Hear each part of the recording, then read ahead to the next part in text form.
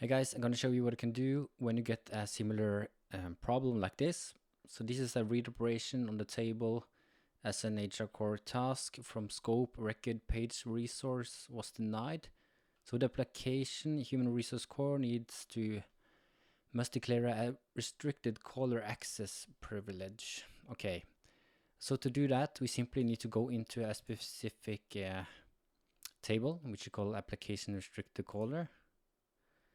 So let's go in here, and when you first get these messages, often or 95% of the time, this specific record is coming to come in here, and you just simply need to allow it.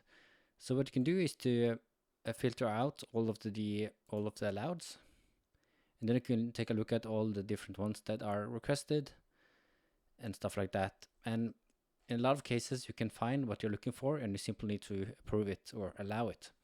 But in my case, this record was not popping up, so I need to create a new record here.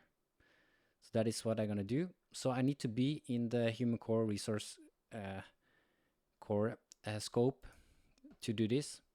That is what it's saying, because the application human resource core needs to provide or declare a restricted caller access. Okay, so I'm in the correct scope. I'm going to click on new. And then I can simply type in my specific scope here on right side. So this is the one, and then I need to provide that scope I'm referring to, which is this record page resource. So this is kind of a scope within the service operation workspace. So let's see if we can find that record page. This is the one, and I'm simply gonna approve that. So let's save on this. And now in this specific browser, I am impersonating Beth.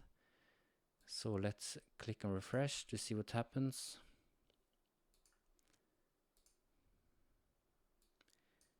And now that seems to be gone. So let's go into list, and I created a list in the ITL workspace for HR tasks. So let's try to go into one. And here you can see we're not getting that error anymore. So hope you liked that video, short and sweet. See you in the next one.